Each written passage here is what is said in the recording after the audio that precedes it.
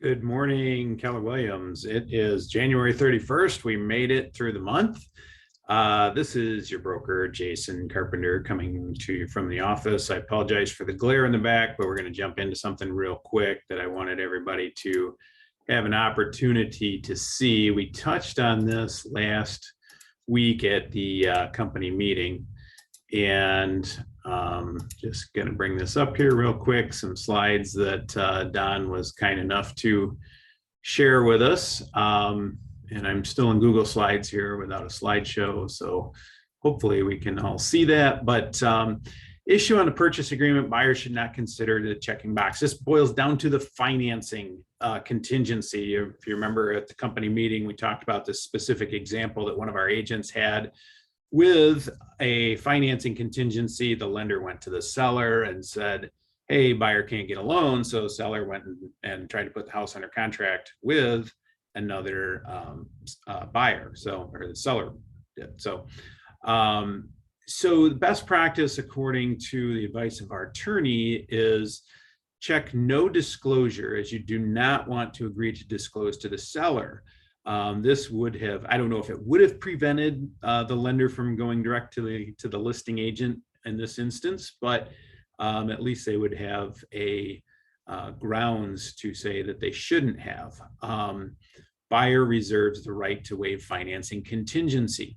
If you have a cash backup position, meaning mom, dad, Uncle Sally, Aunt Joe, whoever, wants to pay cash for the house for your buyer, and they have the ability to waive that financing contingency, we should have that language in the purchase agreement. Now, remember, the buyer benefits from the financing contingency, not the seller. So in this instance, seller said, hey, buyer can't get financing. I have the right to put the house back on the market. That's strictly not the case. So if we go to the purchase agreement, couple things to pay attention to here. One is other unmarked terms of purchase do not apply. And this is very vague in that, are they referring to just these two unchecked boxes or down to seller financing? Or are we talking these subsets where it says agree or does not agree? In this instance, we see this left blank a lot. And in this particular case, having that unchecked wasn't a bad thing. But if you check does not agree here and they can't get a loan, it disallows the seller to being able to, or the lender being able to go to the seller and say, hey, buyer can't get a loan, we have to terminate the purchase agreement. Again, clear communication, working with a lender that is on your team, communicates with you regularly.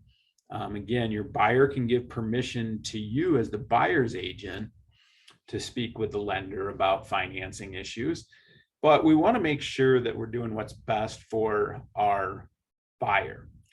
So if we move on to this, he cites a court case here, Morley versus Automobile Club of Michigan.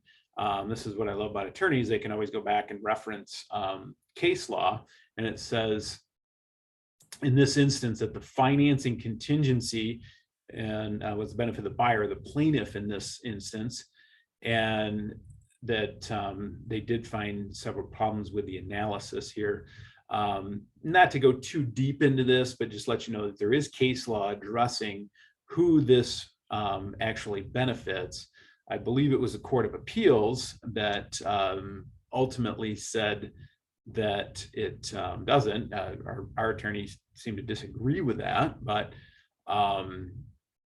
if you read through this, it says, in the present case, plaintiffs and the trial court refer to the loan application and notice provisions in the contract as the finance contingency, implying the plaintiffs had the option of securing a mortgage with a cash purchase being the other option. The trial court then reasoned that the financing option, and thus apparently the loan and notice provisions, were for the plaintiff's benefit, and these provisions could therefore be waived by the plaintiffs.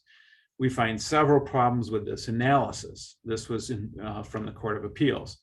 First, the loan and notice requirements appear in the terms paragraph of the contract, not the subsequent contingencies paragraph.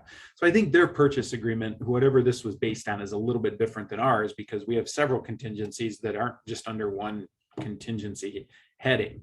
There were several choices to make the terms paragraph 1 being cash and another being new mortgage. Plaintiffs selected new mortgage, not cash. The contract expressly states the other unmarked terms of the purchase do not apply. So that goes back to saying, if we're unmarking cash or leaving it unmarked, then, and we have a cash backup ability, then we should be writing in there that the buyer reserves the right to remove the financing contingency and pay cash for the home. And again, on a side note, if mom and dad are bringing the money, let's make sure that mom and dad are a part of that contract or somehow tied to the ability to bring that money to the table. Because the last thing we want is mom and dad getting mad at your buyer and saying, yeah, we're not going to give you the cash now. And then you'd be in breach saying you could pay cash when you couldn't. So other unmarked terms of the purchase do not apply. And thus the plain language of the contract reveals that the parties agreed that the purchase would be financed by a mortgage loan. Moreover, the language of the loan and notice obligations is mandatory, not discretionary. So if you can't get financing and you have to finance it, then you have the right to kill the deal according to the Court of Appeals, which our attorney doesn't necessarily agree with, but this is case and could be cited in any snag that you get into with a buyer if we were to go down this road again. So takeaways, key takeaways, always best, especially in a non-competitive situation, to check does not apply for the seller to get information about the buyer's ability to get financing. And if you have a cash backup, make sure that we are indicating that we have the ability to pay cash, but we'd like to pursue financing first by adding this language here: buyer reserves the right to waive financing contingency. So as always, try not to leave things unchecked. Try not to leave things incomplete. Make sure you're clear and concise. And if we go back to the financing contingency, remember that type of loan and the length of the loan and the percentage of equity, meaning the loan to value ratio going here, along with an interest rate, which this one's left blank, should have numbers in it. So FHA, VA conventional here, 30-year mortgage here, 20-year, 15, whatever your buyer wants to apply for.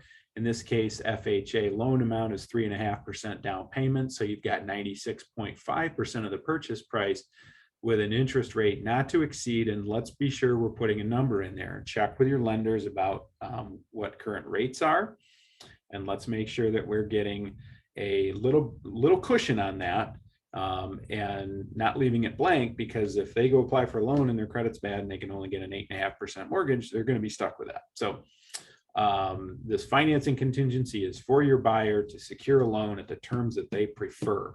And if they cannot, that isn't out for them in the purchase agreement. So hopefully this clears this up. If you have any questions, feel free to reach out to me, and we will see you around next time. Thanks.